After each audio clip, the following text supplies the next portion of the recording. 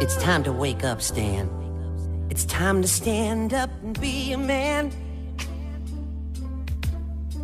Be the husband that you told her you were gonna be forever. Dear beloved, you're gathered here today. But I can't see what's wrong with you. You got a wife, a hot one too. But if you keep on looking, you won't end up together. Oh my God, is she not hot enough for your dad? I can't believe that you can't see those lips, hips, and face, bodies all over the place. Oh yeah, damn, that's my mama. Damn, if that wasn't my mama. Stan, you know it's not fair. Why you looking at some other hoe when she's got the milky breasts and silky hair? Helen Keller, open your eyes, you got the perfect wife. The time inside her was the best damn 9 months of my life. Is she not hot enough for your dad? Oh my God. Now I'm thinking maybe she's just too hot for someone as blind as you. Steve! Seriously, this isn't a great place not to be wearing a shirt. Let him sing! Hey y'all, I'm back at again with another video. But this video right here is gonna hit home. For a lot of people, it's like who's out there married, but one spouse wants to work it out and the other spouse don't. My question is for the other spouse that don't want to work it out. I'm gonna hold on my spouse that who wants to keep working on their marriage, but I'm gonna talk to the spouse who don't want to work on marriage. This is one thing I want to say.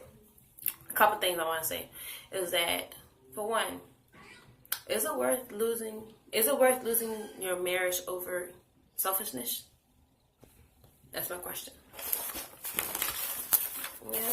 So my next question is, like, you should really think about these things before you actually think about getting divorced. Let's start off like that. For one, if you're a religious person and you believe in God and everything, my first thing I want to talk to you about is that, do you know God hates divorces? Like, really hates divorces.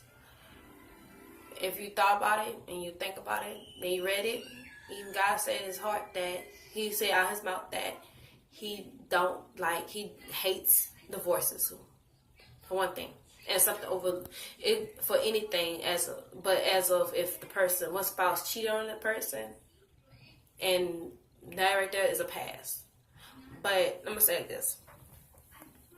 Let's say somebody cheat on you or you cheat on them, but that person forgave you and show that they're not gonna bring it up no more and that they love you.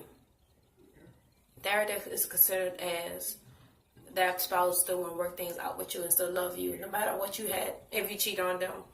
Because at the same time, that right there is like, if y'all willing to work it out, I'll advise you to stay in the marriage, because that person is showing that they love you and that no matter if you did cheat on them once or twice or whatsoever, that they still here for you and that they still want to move on from that past. So this is my first this is my first statement right here, is that pray and ask God this question: is this person right for me to stay in this marriage forever? That's one thing I want to talk to you about. It's like, whenever you get a chance, right now y'all probably driving and watching this, or probably in front of people watching it. Y'all can laugh or whatsoever. I don't care, to be honest, but about if y'all laughing about me, but this is something deep down that people need to hear this before you get a divorce, decided on getting divorced for the wrong reasons instead of the right reasons. My second thing about like this is that to really sit down by yourself and think about forgiving that person, not for them, but for yourself. It's like, just in case if y'all don't work out, why about this? If y'all decided to get the divorce, I want you, before you think about before anything leads to divorce, forgive them for yourself. I want to say I might be 22 years old, but at the same time, I've been through 3 years of marriage so far. A lot of stuff happens, but at the same time, it's like, no matter what age you are, if you need to hear this from somebody else, you probably hear it from a young person. I may be 22 years old, but I feel like I'm 40 years old. So yeah, my next thing is talk to your partners like two adults. Like, sit down, talk to your partner without laughing at them, getting mad at them, walk away from them, and all that stuff like that. Y'all need to really sit down and talk to each other, and like really talk to each other, and sit down and state what's all the problem and how we can fix this thing right here. If y'all can't do it by yourself, y'all too could go to a counselor. But this one thing I want to say, the best thing goes to a marriage counselor who actually is a pastor, because it seems like that is more helpful than to ask your family, or to talk to your family about, because if you lashed out, let's say one partner lashed out on their family, they're at you at their family, and it's like, because they hear the wrong words, and then the family member probably don't like them no more, or they don't want to deal with it no more, or anything like that. So it could actually have feelings towards them. And like, cause anything could happen. Like, y'all could yell at each other, fuss at each other, and I know family members don't want to hear all that, especially if that's their brother or sister, and cause things could escalate real badly. And that's one thing that I had done in my marriage that is terribly wrong, for to really state your problems in front of other people's family members. With my spouse's family member, and he did the same thing with my family members. And that's one thing I don't like, is that it's something personal. I'd rather for you to go to a pastor, marriage counselor, because they won't judge you, but they could really sit down and really let y'all two talk it out without even hearing about the drama. They really don't care about the drama, basically. That's what I'm saying. So if you decide to do that, go to a marriage counselor. If y'all can't do it by yourself, to talk to each other by yourself like two adults. My next thing is, think about all the good things in your marriage. Because the good things could weigh out the bad things. Sit down and really write down all the good things that your wife or husband done for you and done with you, which y'all both built up with each other. Like, y'all have a family. Let's say y'all have a family with each other. That's one thing that that you don't want with another person, unless you just don't care and that you want multiple kids by other people. But I'm talking to the people who do care and think about getting divorced, but then have another way to, instead of getting divorced, but have some better way. My fifth thing is to never give up. That's one thing. Never give up.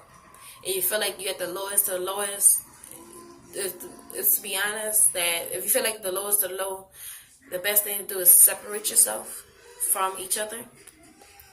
And so y'all could really think about what y'all missing out on each other. And this one thing I don't want to do. I don't want nobody to do is separate each other and go on with the next person, because that right there is going to backfire on you, and that it's going to hurt your spouse more. And it's going to be like, okay, so it seems like, he don't care or she don't care and stuff. Because at the end of the day, if you move on with another person so quickly and not hearing out what your spouse talking about as involved of getting back with each other, that shows that you didn't care from the beginning, that you don't care at all no more, and that you was never there for that person at all since the beginning and end. Because like, it takes a selfish person to not hear their spouse out and go on with the next person so quickly. Because another thing that I don't like is that when a person with the other spouse go to the next person, and that person got to feel like that they got the upper hand with that spouse that's hurting. Like, basically, you got a new chick or you got a new man, and that if you allow them to do things to your spouse, to hurt your spouse, there is very harsh of you, and that's one thing I don't like, and that's another thing that God don't like at all. If you trying to think about getting divorced, because at the same time, divorce not the answer, but same thing as moving on so quickly while you're still married, it's not the answer either. It's like if you feel like that there's nothing else possibly you could do, at least think about trying again one more time. Like at least give another try.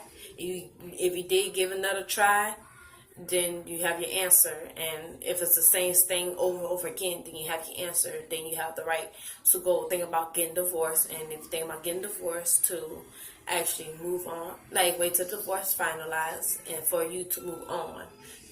Like you can move on quickly like that, or you can move on, take your time moving on. Because it's like, if you really do love that person, like you say you love that person, I believe that you will move on slowly.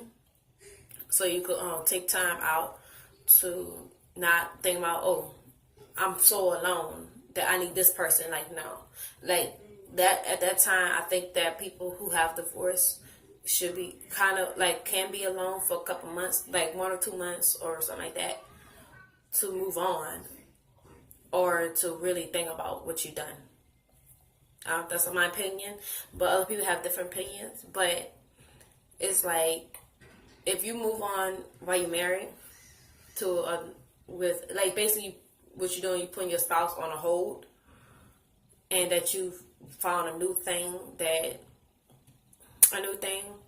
and it's like like that you hurting your spouse of that willing to want to work it out with you still.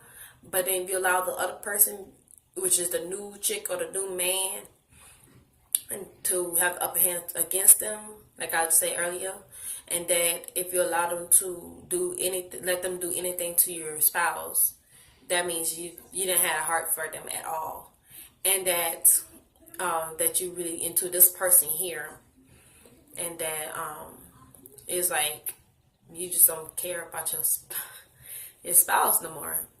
And that's not right for you to do that. But at the same time, that's what you and God got to answer. You got to answer God about that part.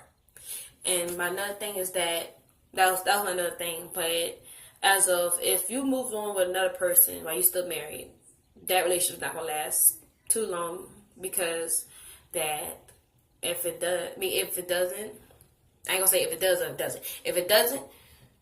If it doesn't work out, it feel like you got slapped in your face, because if you told your spouse that you're not coming back to them, that you don't want to work this marriage out and everything, like harsh stuff, or this person make me feel better about myself, or this person here do everything for me, buy me stuff, let me drive the car, or even spend money on like anything that your spouse didn't do. And you tell that to your spouse, that really stab them in the heart, and that will really hurt them to the point that why they wasted their years with you. And it's like, it make them feel worthless. But at the same time, if you say all those things to that person, and then you and your new chick or your new man don't want to be with you anymore, that's when you get hurt at the end too, because God sit up high and he sit up low. He sits up high and he look low, and he see everything, but it's not pleasing to him.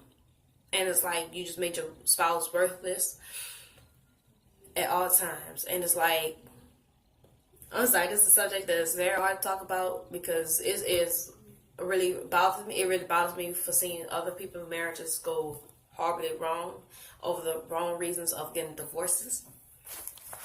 But my next one is that if your partner is still there for you, even though you did all those things to him or her, and because basically if that person is still there for you and willing to be with them, keep them. That's a keeper for one, because for one, he or she must have learned a lesson for what they had done in the past of their relationship, that they want to really change, but now they see that you did all that, and that deep down in their heart that they really want to change and stuff like that. And that's whenever they shows that they still care for you and they still love you, and from the beginning they forgave you.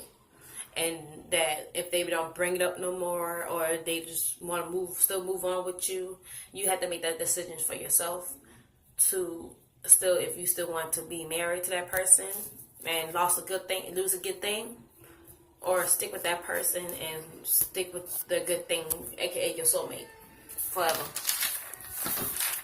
So yeah.